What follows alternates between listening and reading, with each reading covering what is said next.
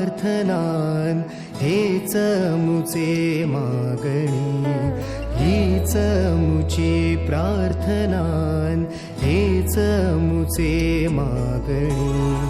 माणसाने माणसाशी माणसा सम वागणे,